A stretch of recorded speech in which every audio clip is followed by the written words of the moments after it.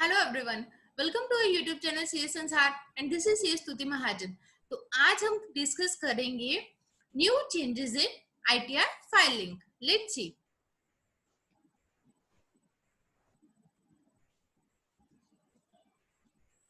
New changes in ITR filing.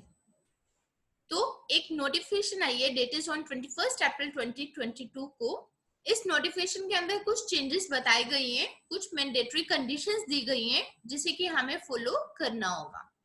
तो वो conditions क्या है, अब हम देखते हैं।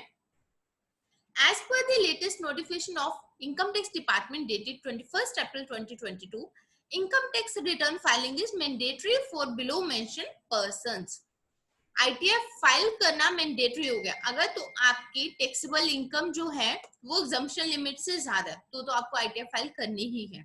उसके अलावा क्या कंडीशंस है जिसकी वजह से आपको ITF फाइल करनी है, तो उसमें कुछ नई कंडीशंस ऐड ऑन की गई है। तो सबसे पहले हम देखते हैं, turnover of business exceeds 60 lakhs in a financial year. अगर आपके बिजनेस की टर्नओवर जो है वो 60 लाख से ज्यादा है तो आपके लिए ITF फाइल करना मैंडेटरी है।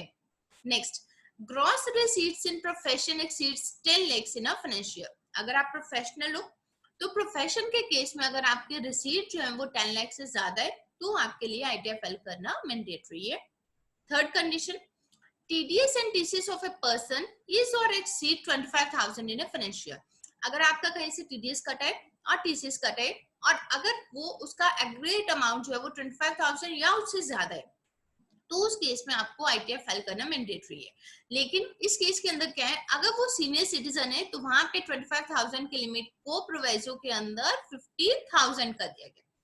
अदरवाइज अगर सीनियर सिटीजन नहीं है तो 25,000। अगर आपका TDS और TCS बन जाता है तो आपको ITF फाइल करना मैंडेटरी है। अगर आप सीनियर सिटीजन है तो उस केस में अगर आपका 50,000 TDS और TCS का एग्रीगेट मिला के हो जाता है तो आपको ITF फाइल करना मैंडेटरी है।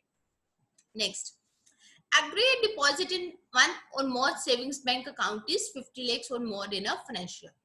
अगर आपके सेविंग बैंक अकाउंट के अंदर टोटल डिपॉजिट सभी सेविंग बैंक को मिला लो, चाहे आपका एक है या आपके 10 हैं, जितने भी सेविंग बैंक को मिलाकर अगर आपका एग्रीगेट डिपॉजिट उसके अंदर 50 लाख या ज्यादा हो जाता है तो आपके लिए ITR फाइल करना जरूरी है। हालांकि जो फर्स्ट कंडीशन है इसके अंदर उन्होंने दी है, टर्नओवर अगर आपकी बिजनेस की टर्नओवर 60 लाख से ज्यादा है तो आई थिंक वो सारे ITF फाइल करते ही होंगे। अगर आपके प्रोफेशन के अंदर 10 लाख से ज्यादा तो भी आप ITF फाइल करते होंगे क्योंकि आपका TDS कटता ही होगा। TDS एंड TCS अगर आपका 25,000 वहां पे कट रहा है तो भी आप ITF फाइल कर ही रहे होंगे। तो ये सारी कंडीशंस जो एप्लीकेबल किए हैं, दैट आर एप्लीकेबल फ्रॉम 21 अप्रैल 2022 जिस दिन ये नोटिफिकेशन आई है।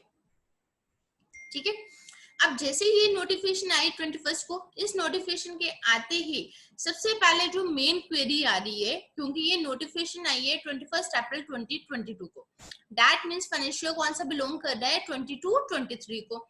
अभी हमें ITR कौन सी फाइल करनी है 2021-22 फाइनेंशियल की। तो जो मेरे पास मेनली जो क्वेरी आ रही है उसके अंदर ये है कि ये जो कंडीशंस को हमें मैम चेक करना है 2022-23 फाइनेंशियल के अंदर या फिर 2021-22 फाइनेंशियल के अंदर, हमें वहां पे चेक करना है।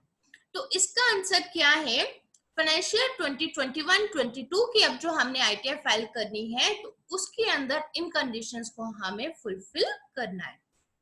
तो अब हम इसकी एक समरी मैंने बनाई हुई है, अब हम समरी को देख लेते हैं। जैसे ही अभी हम ITR को फाइल करते हैं तो ITR फाइल करते हुए हमारे से पूछना आता है, are you required to file the ITR।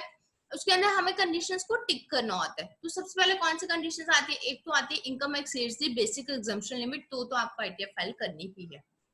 Then deposited more than ₹1 crore in one और मोर करंट अकाउंट्स। अगर आपने करंट अकाउंट के अंदर 1 CR से ज्यादा डिपॉजिट कर दिया है तो भी आपको ITR फाइल करना मैंडेटरी है।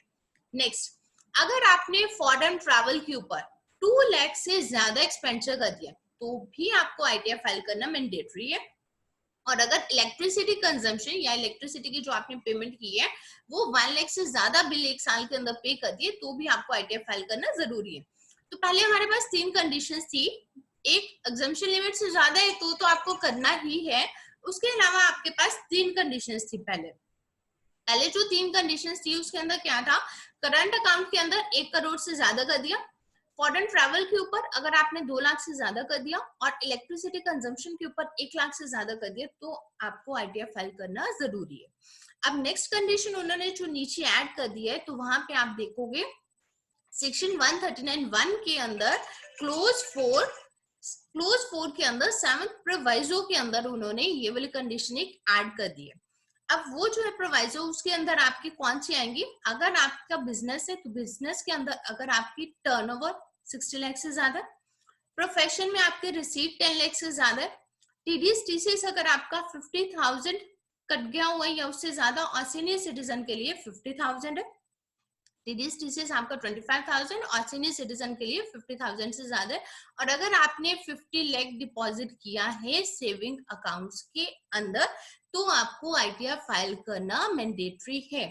और क्योंकि हमारे फॉर्म्स जो है वो एक्टिव हो रखे हुए हैं, इनकम टैक्स की साइट के ऊपर फॉर्म्स हमारे एक्टिव है, तो आज जब आप उसको खोल के देखेंगे, जैसे ये नोटिफिकेशन आई है, नोटिफिकेशन आने के बाद अब अगर आप अपना पोर्टल खोलते हो, तो जहां पे ये 3 कंडीशंस के नीचे एक और कंडीशन आ रही है, वहां पे लिखा आ रहा है, are you required to file a return as per other conditions under clause 4 of 7th proviso to section 139(1).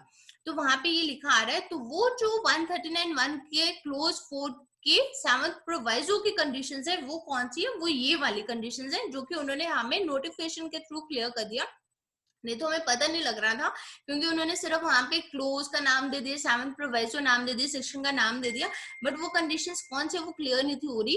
तो वो कंडीशंस हमारी यही है, अगर बिजनेस है तो 60 लाख के टर्नओवर, प्रोफेशन है तो 10 लाख के आपके receipt, TDS TCS 25,000, senior citizen के केस में 50,000, एंड सेविंग बैंक के अंदर अगर 50 लाख से ज्यादा आपने डिपॉजिट किया है, तो आपके लिए आईटीआर फाइल करना मैंडेटरी है। So this is all for the day. Thank you for watching this video. Thank you.